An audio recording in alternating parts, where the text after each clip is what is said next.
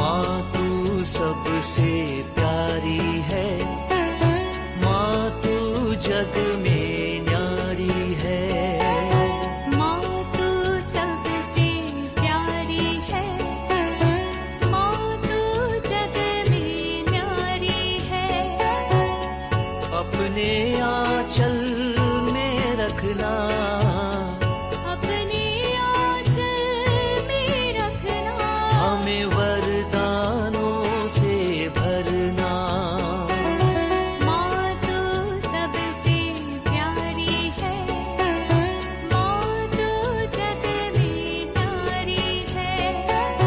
माँ तू सबसे प्यारी है, माँ तू जग में न्यारी है।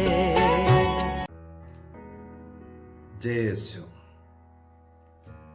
हम लोगों ने बीती क्लासों में पुराना विधान का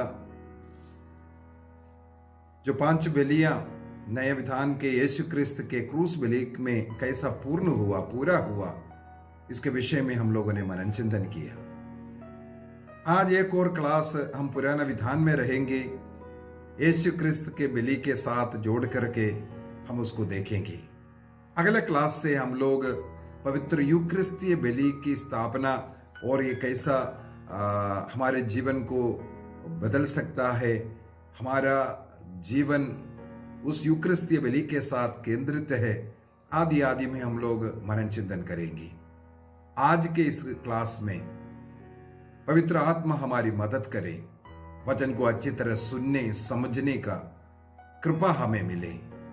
हमारे हृदय मन आत्मा वो पवित्र आत्मा आकर का आलोकित करे, ताकि हम वचन का मर्म समझें। पवित्र आत्मा इन वचनों के द्वारा हमसे बातें करे। आइए हम हाथों को जोड़ते हुए, हृदय को प्रभु की ओर उठाते हुए उस पवित्र आत्मा का आह्वान करेंगे। दिल खुला हे आत्मा, आकर के ज्योति जलाओ। मन तैयार है हे आत्मा, आकर के ज्योति जलाओ। दिल खुला है हे आत्मा, आकर के ज्योति जलाओ। मन तैयार है हे आत्मा, आकर के ज्योति जलाओ। तू है मेरा जीवन, तू है मेरा आनंद, तू है मेरा जीवन,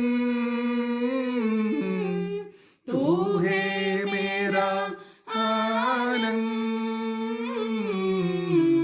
दिल खुला हे आत्मा, आकर के ज्योति जलाओ। मन तैयार है हे आत्मा, आकर के ज्योति जलाओ। तू है मेरी ज्योति, तू है मेरी मुक्ति, तू है मेरी ज्योति, तू है मेरी मुक्ति। दिल खुला हे आत्मा, आकर के ज्योति जलाओ। मन तैयार है हे आत्मा, आकर के ज्योति जलाओ। तू है मेरी शक्ति, तू है मेरी शांति, तू है मेरी शक्ति, तू है मेरी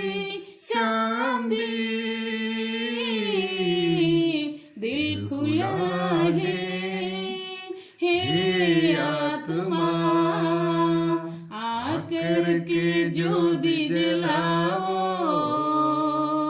मन तैयार है हे आत्मा, आकर के ज्योति जलाओ, आकर के ज्योति जलाओ। हे पावन आत्मा ईश्वर, हमारे मन को, हमारे हृदय को आलोकित करने आइए। हे ईश्वर की आत्मा, वचन के मर्मों को समझने और उन वचनों के अनुसार जीवन जीने की शक्ति हमें प्रदान कीजिए, हमें ज्योति प्रदान कीजिए। हे प्रभु यीशु, हम सारे हृदय से, सारी आत्मा से, सारी बुद्धि और शक्ति से आपको प्यार करते हैं। हे प्यारे प्रभु यीशु, हम आपको बहुत प्यार करते हैं और आप में विश्वास करते हैं। आप इस वचनों के द्वारा हमारे जीवन में आएंगे, हमें शक्ति, एक नया जीवन, शांति, चंगाई, सब कुछ हमें प्रदान करेगा। हम विश्वास करते हैं प्रभु। यीशु आइए, यीशु आइए, यीशु आइए। पिता, पुत्र और पवित्र आत्मा के नाम पर आमीन। आप सबों को जय यीशु। तो हम लोग बीती क्लासों में थोड़ी देर मनन चिंतन करेंगे। हम लोगों ने पिछले 6 क्लासों में 5 बलियों के विषय में, जो लेवी ग्रंथ अध्याय 1 से लेकर के अध्याय 7 तक जो वर्णन किया है, उस पर मनन चिंतन किया। और हम लोगों ने उन बलियों में देखा कि उन बलियां ईसा मसीह के बलि में ही पूर्ति हुआ है। उस बलि केवल एक छाया मात्र है। इब्रानियों का पत्र अध्याय 10 वाक्य 1 में लिखा है, पुराने विधान का जो नियम के अनुसार जो बलियां हुई है, वो मात्र नया विधान के बलि का वो एक छाया है। हम लोगों ने उस पर मनन चिंतन किया। होम बलि में हम लोगों ने देखा ईसा मसीह का बलि कैसे पूर्ति हुआ। होम बलि में एक अदोष बलि वस्तु की, एक पशु की जरूरत है। यदि वह मेमना या बकरा हो तो उसे उस वेदी के उत्तर की ओर लेकर के जाते हैं। एक जो स्थान है ईश्वर के सामने, जो बलिवेदी के उत्तर में जो स्थान है, वहां पर उसका वध किया जाता है। और होम बलि में उस बलि पशु को पूर्ण रूप से जलाए जाते हैं। ये पुरोहितों का कर्तव्य है। बलिवेदी का आग कभी बुझने नहीं देना है। आग दिन रात जलते रहता है। इस प्रकार होम बलि का बलि पशु को पूर्ण रूपेण जलाया जाता है। ये ईसा मसीह का पूर्ण समर्पण को दर्शाते हैं। ईसा मसीह को यरूशलेम मंदिर के उस बलिवेदी के उत्तर में, अर्थात कलवारी पहाड़ पर लेकर के उनका बलि हुआ था। तो पूर्ण रूप से ईसा मसीह का बलि होम बलि था। इसको हमने मनन चिंतन किया। और साथ ही साथ जो बलि पशु के ऊपर दर्शन कक्ष के सामने के द्वार के पास लेके आते हैं और उसके ऊपर हाथ रख करके पाप स्वीकार करते हैं। जो जाने अनजाने में किए हुए पापों को उस बलि पशु के ऊपर डालता हुआ, इसके बाद उसका वध करना, उसका रक्त बलिवेदी के चारों तरफ छिड़काना, यह सब प्रभु ईसा मसीह के उस कलवारी बलि की ओर हमें लेकर के गया। दूसरे बलि, अन्न बलि के विषय में हम लोगों ने मनन चिंतन किया। अन्न बलि ऐसा एक बलि है जो रक्त रहित बलि है। उसमें रक्त नहीं बहाया जाता। उसमें मैदा को लेके आते हैं। साथ ही साथ हम लोगों ने मनन चिंतन किया, उसमें लोभान लेके आना, तेल लेके आना और नमक लेके आना जरूरी है। सुगंध युक्त बलि के रूप में लोभान के साथ हमारी प्रार्थना, तेल पवित्र आत्मा से भरना और नमक मेल मिलाप का या सहन शक्ति का एक प्रतीक के रूप में अर्पित करते हैं। साथ ही साथ हम लोगों ने मनन चिंतन किया, जो अन्न बलि अर्पित करते वक्त पुरोहित जो मैदा लेके आया, उसमें जो तेल युक्त जो मैदा एक मुट्ठी भर लेते हैं, उसको जो होम बलि के वेदी में जलाया जाता है, प्रतीक के रूप में एक मुट्ठी भर। ये हम लोग देखते हैं यूहन्ना का सुसमाचार अध्याय 11 वाक्य 50 में, अध्याय 18 वाक्य 14 में। वहां पर उस साल वहां का प्रधान याजक कैफस के बारे में लिखा है। कैफस यूहन्ना का सुसमाचार अध्याय 11:50, अध्याय 11 के विषय में हमें मालूम है लाजर मर गया था और 4 दिन के बाद उनको कब्र से जिंदा बाहर लेके आया। इस कारण अनेकों लोग ईसा मसीह में विश्वास करने लगे और ईसा मसीह के पीछे होने लगे। यह देख करके फरीसी लोग, पुरोहित गण सब घबरा गए। ईसा मसीह को मार डालने के विषय में सबसे पहले कैफस ने कहा, अनेकों लोगों का हत्या के जगह पर, अनेकों लोग नष्ट होने के जगह पर एक व्यक्ति को अर्थात ईसा मसीह को मार डालने के विषय में। यूहन्ना का सुसमाचार अध्याय 11 वाक्य 50, जनता के लिए एक व्यक्ति मरना उचित है।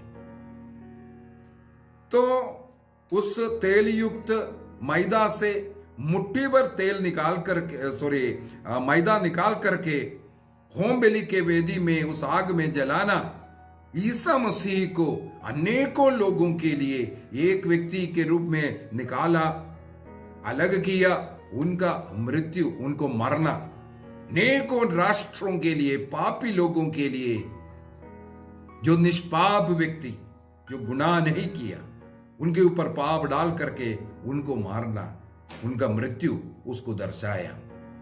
और रक्त रहित बलि, हमें मालूम है ईसा मसीह के कलवारी बलि के पहले उन्होंने पास्का मनाया, जहां रोटी एवं अंगूरी अपने शरीर और रक्त के रूप में अर्पित किया। अगले क्लास में हम लोग उसको शुरू कर रहा है। साथ ही साथ नियम था, अन्न बलि जब अर्पित करता है, अर्थ बलि भी अर्पित करना, अर्थात अंगूरी अर्पित करना। देखो यहां पर प्रभु ईसा मसीह का उस पास्का बलि के और जो रक्त रहित बलि उन्होंने अर्पित किया पवित्र यूकरिस्ती के रूप में, उसकी ओर इशारा है। और साथ ही साथ जब सुबह और शाम होम बलि मंदिर में अर्पित करता है, उसके साथ अन्न बलि भी अर्पित करना जरूरी है। अर्थात ईसा मसीह ने जो पास्का भोजन, जो यूकरिस्तीय बलि, जो मृत्यु के एक दिन पहले जो अर्पित किया था, वो प्रभु का कलवारी बलि की ओर जुड़ करके होम बलि के साथ ये अन्य बलि जोड़ करके अर्पित करना। हम लोगों ने ये सब पिछले क्लासों में मनन चिंतन किया। तीसरा बलि था शांति बलि, वो लोगों के बीच में शांति लाने वाला, जो नफरतों को मिटाने वाला, एक दूसरे व्यक्ति भाईचारे में रहने के लिए। वहां पर भी एक पशु का बलि अर्पित किया जाता है। पशु के ऊपर अपने पापों को स्वीकार करते हैं, लेकिन उसको बलि अर्पित करने के तरीके में होम बलि से थोड़ा फर्क है। शांति बलि में केवल चर्बी, गुर्दा या जिगर की छिल्ली, केवल यही होम बलि के जगह पर आग में अर्पित करता था, जलाता था। बाकी जो भाग है उसको ग्रहण करने पुरोहित लोग, उनके परिवार के लोग उसको ग्रहण करना। और शांति बलि का एक और खासियत हम लोगों ने देखा, जो बलि अर्पित करने वाले व्यक्ति भी पुरोहितों के साथ मिलकर उस भोजन में शामिल हो सकते हैं, वो भी उसको ग्रहण कर सकते हैं। यह है शांति बलि का। इसलिए हम लोगों ने मनन चिंतन किया, उड़ाव पुत्र जी से लौट करके आया तो पिता ने जो भोजन तैयार किया, भोज की तैयारी की, वो शांति बलि की ओर हमें लेकर जाता है। वहां पर पिता, पुत्र और अन्य लोग सब मिलकर के उस भोज में सम्मिलित होते हैं। और एक फर्क है शांति बलि अर्पित करने के तरीके में। जैसे अर्पित करने वाला अपने पापों को दर्शन कक्ष के सामने के द्वार के पास उस बलि पशु के सिर पर हाथ रखकर स्वीकार करते हैं जो अनजाने में कि वे पापों को, इसके बाद उसका वध करते हैं। वध करने के बाद उनकी चर्बी, गुर्दा, जिगर की छल्ली ये सब लेकर के पुरोहित के पास जलाने के लिए देते हैं।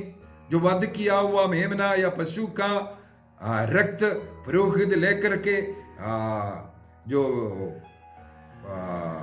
बलि जहां अर्पित करना है उस वेदी के चारों तरफ, बलि वेदी के चारों तरफ छिड़काना।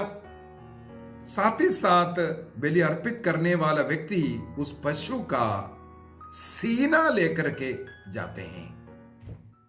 उस सीने को बलि वेदी के ऊपर पकड़ करके हिला हिला करके उसको अर्पित करता है। इसके बाद उसको जलाता नहीं, बल्कि वो प्रधान याजक का, जो पुरोहित उसको बलि अर्पित करते हैं, उनका भाग है। कौन सा भाग किसके लिए, ये भी शांति बलि में नियम दिया हुआ है। सब हम लोगों ने शांति बलि में सीखा था। ये भी हमें इशारा करता है प्रभु ईसा मसीह का उस कलवारी बलि की ओर। प्रभु उस क्रूस पर तड़प तड़प करके मर के अपना आखिरी बूंद रक्त भी बहा करके इस संसार में शांति लाया। यहूदी और गैर यहूदी के बीच में नफरत की, लड़ाई झगड़ा की जो दीवार था, शत्रुता की जो दीवार था, ईसा मसीह ने अपने रक्त के द्वारा, कलवारी बलि के द्वारा, जो तड़प तड़प करके उन पापों का प्रायश्चित करते हुए उन्होंने जो बलि अर्पित किया, उसके द्वारा उस शत्रुता की दीवार को गिराया। उस भोजन में सम्मिलित होने वाले चाहे कोई भी व्यक्ति हो, उसमें ऊंच नीच का मनोभाव नहीं, शांति प्रेम के साथ उसको ग्रहण करते हैं। इसको हम लोगों ने मनन चिंतन किया था। ये तीनों बलि प्रभु के लिए सुगंध युक्त बलि है। इसमें इसलिए लोभान जलाया जाता है। इसमें पवित्र आत्मा का प्रतीक के रूप में तेल मिश्रित पूरियां या रोटियां लेके जाना है। चाहे चांदी बलि हो, उसमें भी ये तेल युक्त बेखमीर रोटी अर्पित करना है। खमीर अर्पित नहीं करना, मधु अर्पित नहीं करना। ये सब नियम मैंने पिछले क्लासों में आपको बताया।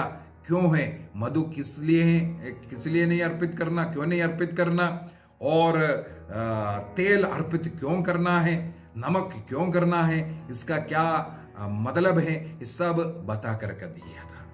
ये प्रभु के लिए सुगंध युक्त चढ़ावा है, प्रभु को सबसे प्रिय चढ़ावा है। इस्राएली लोग ईश्वर को धन्यवाद देने, ईश्वर की आराधना करने, ईश्वर की महिमा करने सबसे उत्तम प्रार्थना के रूप में होम बलि अर्पित करते थे, बलि अर्पित करते थे। ये तीनों बलि इसलिए प्रभु को सुगंध युक्त चढ़ावा था, प्रभु के लिए परम प्रिय चढ़ावा था। हमारा मिस्सा बलिदान सबसे बड़ा प्रार्थना, धन्यवाद की प्रार्थना, आराधना करने की प्रार्थना, अन्य सभी प्रार्थनाओं से बढ़ करके, गीत गाने से, बाइबल पढ़ने से, घर में बैठ करके प्रार्थना करने से, या किसी सभा में बैठ करके प्रार्थना करने से, दुनिया के लिए प्रार्थना करने से, सबसे बढ़ करके प्रार्थना मिस्सा बलिदान है। प्रभु के लिए सबसे प्रिय प्रार्थना मिस्सा बलिदान है। इसलिए सो इच्छा से इसको अर्पित करता है, वॉलंटियरली इसको अर्पित करता है, प्रभु उसको ग्रहण करता है करके। साथ ही साथ दो बलियां और है, प्रायश्चित बलि और क्षतिपूर्ति बलि। ये पाप के साथ जुड़ा हुआ है। अन्य तीनों बलि प्रभु के लिए प्रिय बलि है, सुगंध युक्त बलि के रूप में खुशी के साथ, आनंद के साथ जब चढ़ाते हैं। ये प्रायश्चित बलि और क्षतिपूर्ति बलि एक व्यक्ति, एक पापी के रूप में दीनहीन हृदय के साथ प्रभु के पास आकर के चढ़ाते हैं। प्रायश्चित बलि में भी जो नॉर्मल बलियां जो होता है, प्रायश्चित बलि, उसमें भी अनजाने में किए हुए पापों के लिए हैं। हम लोगों ने क्लास में मनन चिंतन किया था।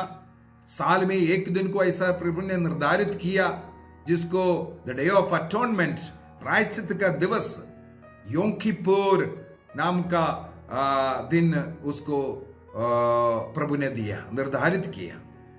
उस दिन महापुरोहित साल में केवल एक बार प्रभु के उस अति पवित्र स्थान पर रक्त लेकर के जाते हैं। साल में एक बार रक्त लेकर के उस अति पवित्र स्थान पर जहां प्रभु की उपस्थिति है, जहां मंजूषा रखा है, वहां अंबर जाते हैं, वहां छिड़काते हैं, धूप दाम में छिड़काते हैं। ऐसे पवित्र जगहों पर वो रक्त लेकर के जाते हैं। पुरोहित सबसे पहले अपने लिए प्रायश्चित बलि अर्पित करते हैं, इसके बाद जनता के लिए अर्पित करते हैं। जिस बलि पशु का रक्त इन स्थानों पर, पवित्र स्थानों पर छिड़काया है, उसका मांस नहीं खाता है, कैंप के बाहर ले जाकर के उसको जलाया जाता है। ईसा मसीह एक बार अपना रक्त लेकर के उस परम पावन स्थान पर प्रवेश किया। उन्होंने अपने को अर्पित किया। वही बलि वस्तु है, अर्पित करने वाला पुरोहित भी वही है।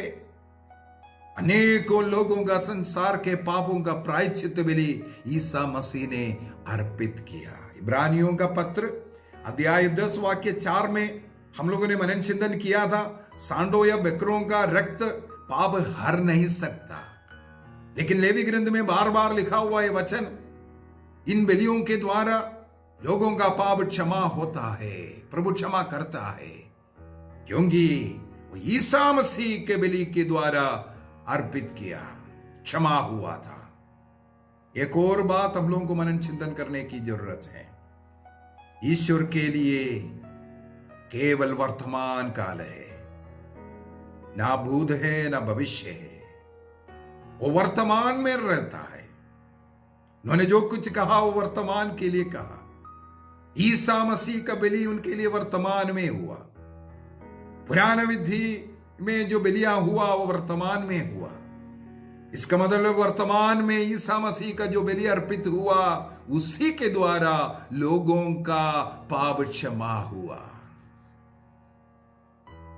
प्रायश्चित बलि में अपने पापों के लिए प्रायश्चित करना, एक मेमने को जो पाप को लेकर के विजन प्रदेश में जाने वाला, योम Kippur, the day of atonement, प्रायश्चित दिवस, उस दिन एक मेमने को ऐसे एक रेगिस्तान में भेजा जाता है, इस्राएली लोगों का पाप को अपने ऊपर लेते हुए।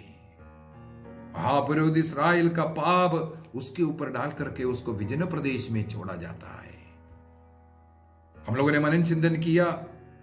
यूहन्ना बपतिस्ता ईसा मसीह की ओर इशारा करते हुए कहा, देखो यह है ईश्वर का मेमना जो संसार का पाप हरता है। संसार का पाप हरने के लिए बलि अर्पित होने वाला मेमना के रूप में यूहन्ना बपतिस्ता ने ईसा मसीह को दर्शाया। हालेलुया, प्रभु की स्तुति हो, प्रभु की महिमा हो।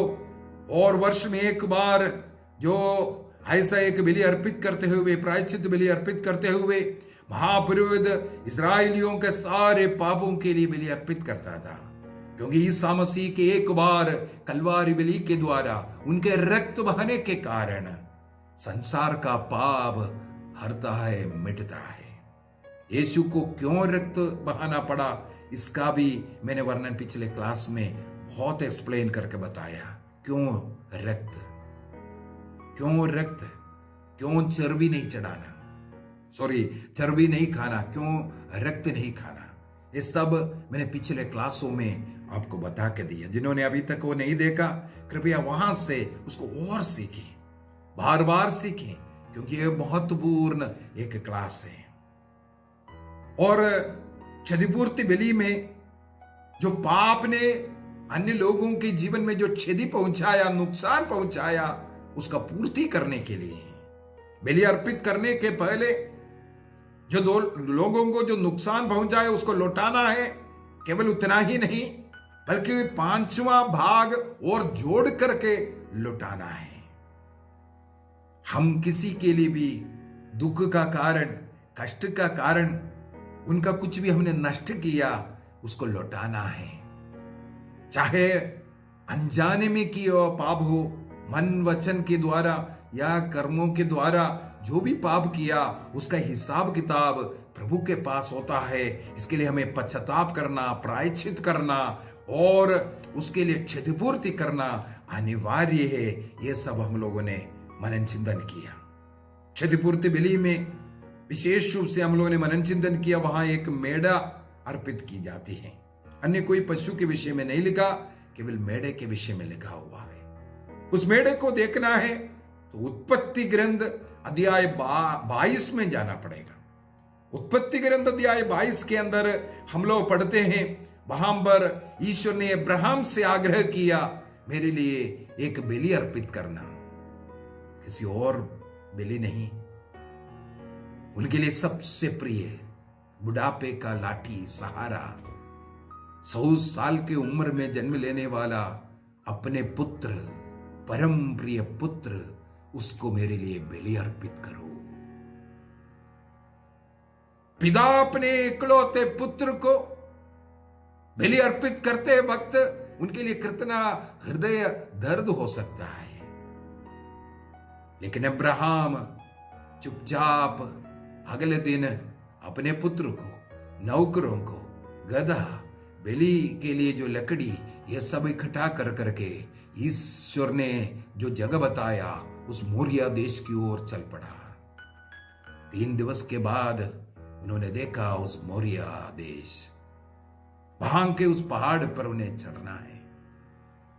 पहाड़ के नीचे पहुंच करके वाक्य 5 में लिखा है, उत्पत्ति ग्रंथ अध्याय 22 वाक्य 5, नौकरों से कहते हैं तुम लोग गदह के साथ यहां रुको, मैं बेटे के साथ, पुत्र के साथ, लड़के के साथ उस पहाड़ पर चढ़ करके बलि अर्पित करने के बाद हम लौट आएंगे, हम लौट करके आएंगे।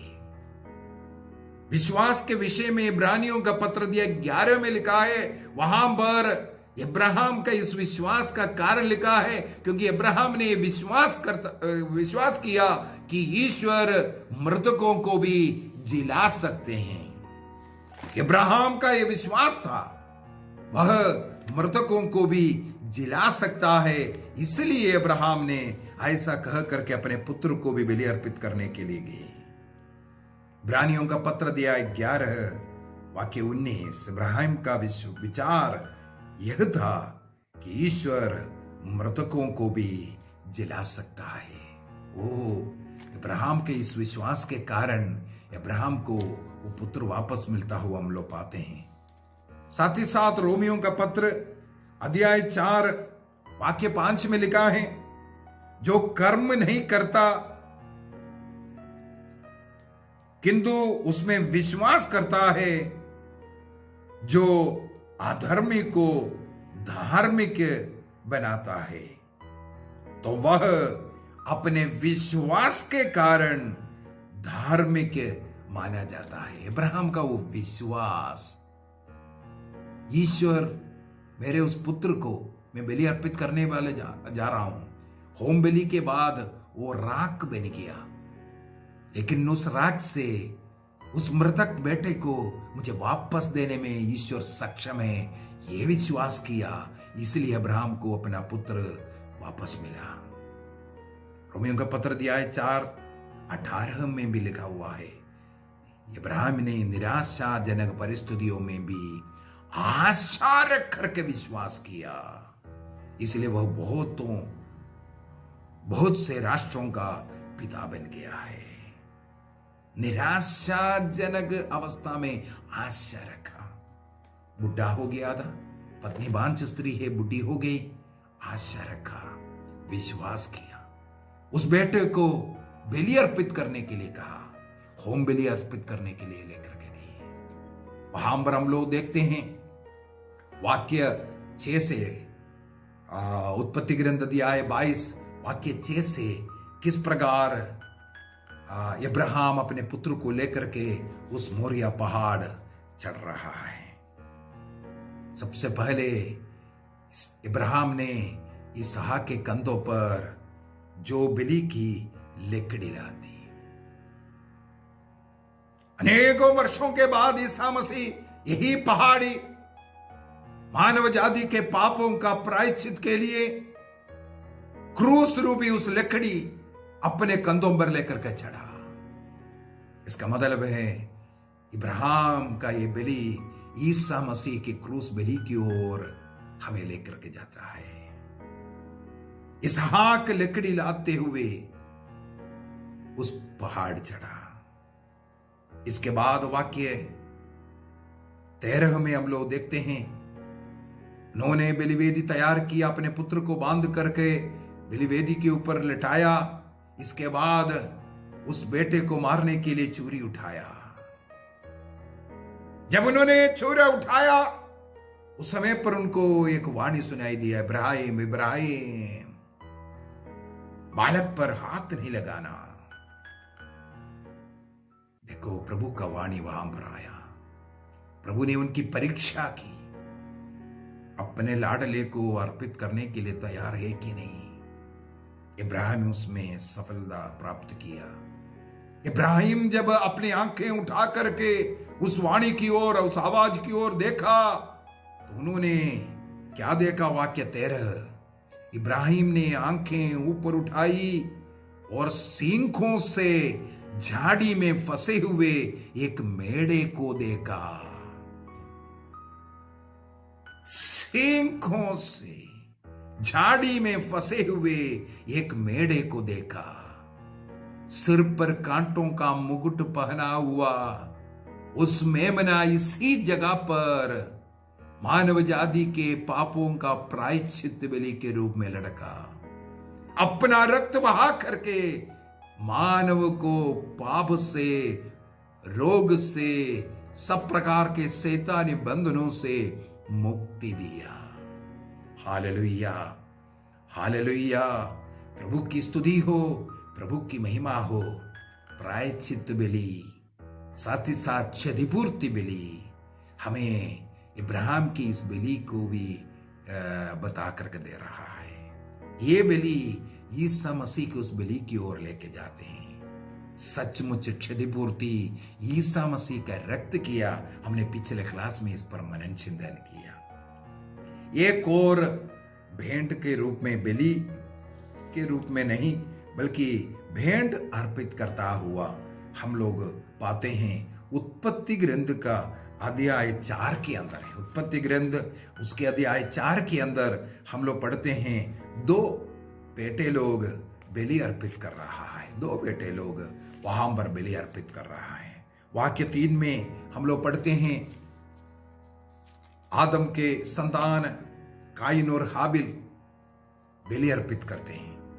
काइन खेतीबाड़ी करता था, हाबिल भेड़ बकरियों को चराता था। इसलिए काइन ने भूमि के उपज का कुछ अंश प्रभु को अर्पित किया।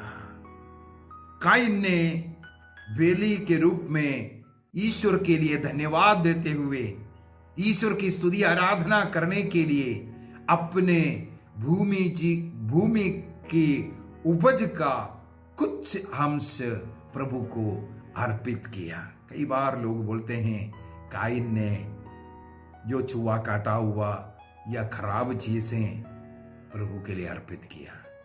यहां कहीं भी इसके विषय में नहीं लिखा है ऐसा अर्पित किया करके। मेरे विचार में ऐसा गलत चीजें अर्पित नहीं किया।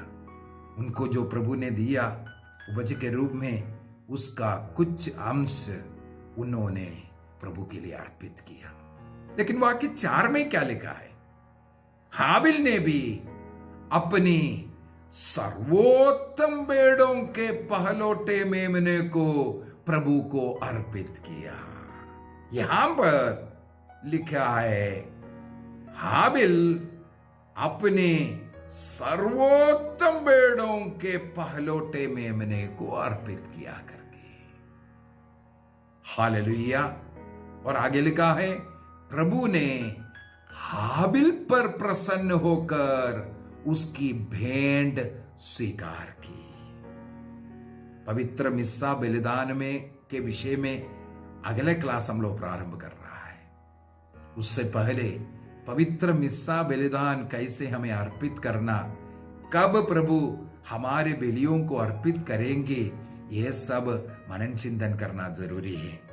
हम लोगों ने उसके विषय में भी पिछले क्लासों में मनन चिंतन किया। कौन सा बलि कैसे अर्पित करने में ईश्वर स्वीकार्य करते हैं। सुगंध युक्त बलि को भी प्रभु ने बोला मेरे सामने से हटा दो, मैं उसमें प्रसन्न नहीं हूं करके। तो प्रभु किस पर प्रसन्न है? हाबिल पर प्रसन्न हुआ। काइन ने भी अपने उपज का कुछ अंश दिया था, लेकिन हाबिल ने अपने सर्वोत्तम भेड़ों का पहलोटे को अर्पित किया। तब ईश्वर ने उसके उस समर्पण को स्वीकार किया, उस भेंट को स्वीकार किया। काइन ने अपने उपज का कुछ अंश। और अगला वाक्य 5 में, किंतु ईश्वर ने काइन और उसकी भेंट को अस्वीकार किया। सबसे पहले काइन को अस्वीकार किया, इसलिए उसका भेंट अस्वीकार हुआ। सबसे पहले हाबिल स्वीकार्य हुआ, तब उसका बलि भेंट स्वीकार्य किया। अर्थात एक व्यक्ति किस मनोभाव से उसको अर्पित कर रहा है, एक व्यक्ति का जीवन कैसा है, उसके अनुसार प्रभु भेंट को स्वीकार करना या उसको अस्वीकार करना उसके ऊपर निर्भर है। अभी यशायाह का ग्रंथ अध्याय 1 वाक्य 13 से हम लोगों ने मनन चिंतन कर चुका है। प्रभु ने कहा उन भेड़ों से मुझे घृणा है, तुम सबसे पहले स्नान करो, शुद्ध हो जाओ, इसके बाद मेरे सामने बलि अर्पित करने के लिए आओ। पाप के साथ उस मैला हुआ हाथ से, रक्त से रेंगी हुई उस हाथ से तुम मेरी ओर प्रार्थना करते हो, बलि अर्पित करते हो, उसको मैं स्वीकार नहीं करूंगा। हमारा मनोभाव, हमारा जीवन कैसा है? हमारा जीवन पवित्र जीवन है कि नहीं? शांति का जीवन है कि नहीं? मेल मिलाप का जीवन है कि नहीं? हमारे परिवार में कैसा जीवन है? पड़ोसियों के साथ हमारा संगति कैसे है? हमारा प्रार्थना जीवन कैसे है? हमें मनन चिंतन करने की जरूरत है। काइन और उसके भेंट को प्रभु ने अस्वीकार किया, लेकिन हाबिल पर प्रसन्न हुआ, क्योंकि हाबिल का जीवन पवित्र जीवन, प्रभु को पहला स्थान देने वाला, सर्वोत्तम चीज प्रभु का है, सर्वोत्तम समय प्रभु का है। ये नहीं प्रार्थना सोने के पहले सब कार्य निपट गया, टीवी देख लिया, खाना खाया, ये सब के बाद थोड़ी समय प्रार्थना कर करके क्रूस का चिन्ह लगाया या एक भेद बोला, रोजरी का, लेट गया। सर्वोत्तम समय प्रभु को नहीं दे रहा है। रिटायरमेंट होने के बाद प्रार्थना करेंगे। सर्वोत्तम समय जवानी का समय। उपदेश ग्रंथ अध्याय 12:1 में यही तो लिखा है, तो अपने जवानी के समय पर सृष्टिकर्ता को याद करो। सर्वोत्तम समय हम नष्ट कर रहा है। इस बलि का एक और है, जब काइन का बलि ईश्वर ने तिरस्कार किया, काइन गुस्सा हो गया, क्रोधित हुआ, अपने भाई की उन्होंने हत्या किया। तब ईश्वर काइन को बुलाते हैं। उत्पत्ति ग्रंथ अध्याय 4 वाक्य 10, काइन काइन तुमने क्या किया? तुम्हारा भाई का रक्त आज प्रभु को पुकार रहा है। स्वर्ग को पुकारने वाला रक्त किस लिए पुकार रहा है?